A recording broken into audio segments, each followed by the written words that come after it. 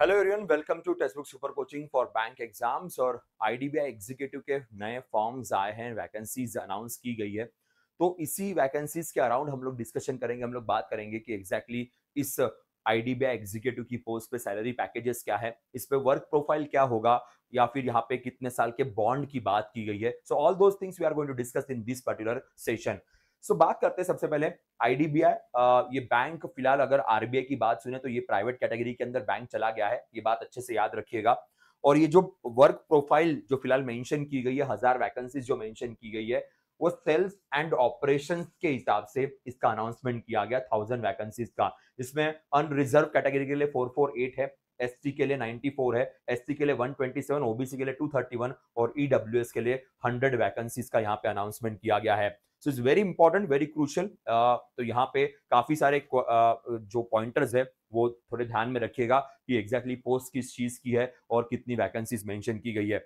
अब आते हैं डेट्स, सभी को पता होगी कि अक्टूबर 1 2024 ये एलिजिबिलिटी क्राइटेरिया का जो डेट है, जैसे एजुकेशन का होगा, एज का होगा, क्योंकि 2025 के एज ग्रुप की बात की गई है। तो जो एज ग्रुप है वो 1 अक्टूबर के हिसाब से कैलकुलेट किया जाएगा, ऐसा इन्होंने का कहना है। इसके बाद जो tentative date of online test है वो December 1 को रहेगा, ऐसा उनका कहना है कि 1 December को मोस्टली ये टेस्ट या ये एग्जाम कंडक्ट की जाएगी या इसे ऑर्गेनाइज किया जाएगा, ऐसा उनका कहना है।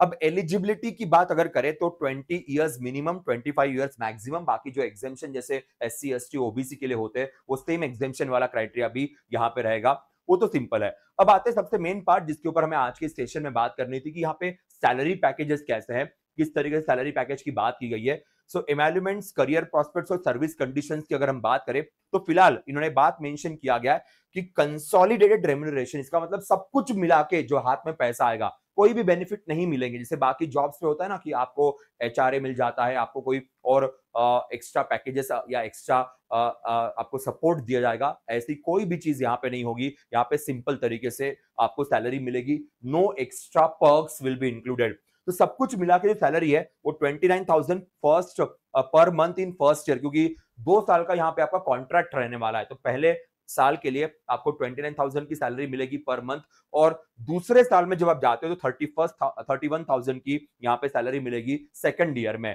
तो अगर फर्स्ट ईयर का आपका परफॉर्मेंस अच्छा होता है तो आपको सेकंड ईयर के लिए कंटिन्यू करेंगे और वहां पे आपके पास 31,000 का सैलरी पैकेज यहाँ पे अवेलेबल होगा, ये भी मेंशन किया गया है। साथ में यहाँ पे क्लियरली मेंशन किया कि ये जो जॉब है ये फिलहाल कॉन्ट्रेक्चुअल बेसिस का है, तो कॉन्ट्रेक्चुअल बेसिस के जॉब पे आपको कोई और अलाउंसेस नहीं दिए जाएंगे, ये क्लियरली मेंशन किया है। तो बाकी जैसे परमानेंट जॉब्स पे जैसे क्लर्क होगा या फिर पीओ का जॉब होगा जहां पे आपको बाकी भी पर्क्स मिलते हैं, बाकी भी चीजें मिलती है, वो सारी चीजें यहाँ पे नहीं दी जाएगी। तो 2 साल का कॉन्ट्रैक्ट है।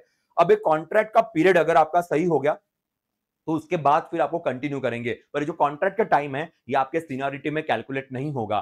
तो जो कॉन्ट्रैक्चुअल का 2 साल का आपका टाइम है वो सीनियरिटी में कैलकुलेट नहीं होने वाला है, ये भी यहाँ पे क्लियरली मेंशन किया है। तो प्रमोशन के टाइम पे ये 2 साल का टाइम वो कैलकुलेट नहीं करेंगे, वो केवल कॉन्ट्रैक्चुअल बेसिस पे आपसे काम करवाएंगे, ये क्लियरली मेंशन किया गया है उनके प्रेफरेंस में। Now, candidate will be posted bank's discretion to any office of the bank or the department office business unit. तो जहां कहीं भी उनको आपको अपॉइंट करना है वो बैंक के हाथ में रहेगा, आपको घर के पास ही पोस्टिंग चाहिए, ऐसा कोई सीन नहीं है। So everything will be depending on the bank, उनके ऊपर डिपेंड करेगा।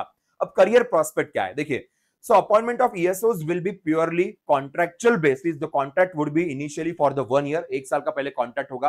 अगर सब कुछ सही रहा तो आपका कॉन्ट्रैक्ट एक्सटेंड करेंगे, यहाँ पे लिखा है सब्जेक्ट टू सेटिस्फैक्टरी परफॉर्मेंस, और 1 साल के लिए कॉन्ट्रैक्ट को एक्सटेंड करेंगे। और उसके बाद अगर सब कुछ सही रहा तो एज पर the extant banks norms on successful completion of the period of 2 years of the contractual service, appointment shall become eligible for the appointment as junior assistant manager grade O in the bank through selection process that would be conducted by the bank. तो you will be eligible for the junior assistant manager post, और उसके लिए भी selection process के लिए आप eligible रहोगे। आप इस जॉब पे ही आपको अपॉइंट किया जाएगा ऐसा नहीं है, यहाँ पे क्लियरली मेंशन किया गया है bank through the selection process that would be conducted by the bank. तो जो सिलेक्शन प्रोसेस होगी उसके थ्रू आपको जूनियर असिस्टेंट मैनेजर के लिए आपको अपॉइंट किया जा सकता है। ऑब्वियसली वो इंटरनल प्रोसेस होगी, वो एक्सटर्नल प्रोसेस नहीं रहेगी।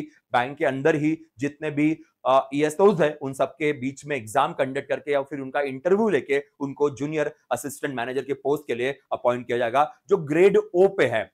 These norms shall be as per the prevalent of the bank's promotion policy as amendment from time to time. On joining the bank service as a junior assistant manager, CTC would be 6.14 lakh to 6.50 lakh per annum. अगर आप junior assistant manager बन जाते हो तो आपका जो salary है CTC है वो पर ईयर के हिसाब से 6.14 टू 6.50 के बीच में रहेगा। सिटी वाइज चेंज होता है, बड़े सिटी में होंगे तो ऑब्वियसली थोड़ा ज्यादा रहेगा क्योंकि इन्फ्लेशन के हिसाब से या फिर खर्चों के हिसाब से वहां पे कैलकुलेशंस अलग होते हैं, और छोटे सिटी में ऑब्वियसली थोड़ा कम रहेगा। पर इस कैटेगरी के बीच में आपका सैलरी रहेगा, ये पॉइंट मेंशन किया गया है। Again, selection process shall be decided by the bank from time to time and would be its sole discretion. ये भी क्लियरली मेंशन किया है कि सिलेक्शन प्रोसेस जो जूनियर असिस्टेंट मैनेजर के लिए वो बैंक डिसाइड करेगी उनके हिसाब से, उसका कोई फिक्स पैटर्न नहीं रहेगा, ये भी क्लियरली मेंशन किया है। तो याद रखना, फिलहाल जो आप एग्जाम दे रहे हो वो कॉन्ट्रेक्चुअल बेसिस का एग्जाम है ESO का, तो कॉन्ट्रेक्चुअल बेसिस पे आप करोगे। अगर सब कुछ सही रहा तो कॉन्ट्रैक्ट बढ़ के 2 साल का होगा, मींस 1 साल से फिर सेकंड ईयर के लिए। अगर 2 साल कॉन्ट्रैक्ट सैटिस्फैक्टरी पूरा करने के बाद फिर ये सिलेक्शन प्रोसेस बताएंगे, और उस प्रोसेस के हिसाब से अगर आप क्लियर करते हो तो फिर आपको जूनियर असिस्टेंट मैनेजर के पोस्ट पे अपॉइंट किया जाएगा, ऐसा भी क्लियरली मेंशन किया है। तो ये फैक्टर याद रखिएगा। जो ESO का है, ESO के लिए तो ऑब्वियसली हमारे पता है ऑनलाइन टेस्ट है, उसका डॉक्यूमेंट वेरिफिकेशन है, फिर पर्सनल इंटरव्यू रहेगा के, तो यहाँ पे केवल एक ही एग्जाम रहेगी ESO की पोस्ट के लिए। तो यहाँ पे 2 एग्जाम नहीं, यहाँ पे एक ही एग्जाम होगा। तो logical reasoning, English, quantitative aptitude, general awareness plus bank plus computer के, ऐसा मिला के टोटल आपका 120 मिनट का टाइम यहाँ पे प्रोवाइड किया गया है। And 60 questions logical reasoning, English के लिए 40, QA के लिए 40 एंड जनरल अवेयरनेस और IT या कंप्यूटर मिला के 60 क्वेश्चंस यहाँ पे आपके पास रहेंगे। ये ESO का है, ऑब्वियसली जूनियर असिस्टेंट मैनेजर के लिए तो वो तो चेंज करते रहेंगे। तो ये पूरा सिनारियो यहाँ पे ध्यान रखिएगा। तो those who are preparing for this exam, focusing on this exam, तो मैं कहना चाहूंगा कि जिनका सपोज लास्ट अटेम्प्ट बचा हुआ है, जिनका शायद एज बार हो सकते हैं, जिनको लगता है कि नहीं अभी किसी भी हालत में हाथ में जॉब चाहिए, वो लोग ज्यादा यहाँ पे फोकस कीजिएगा।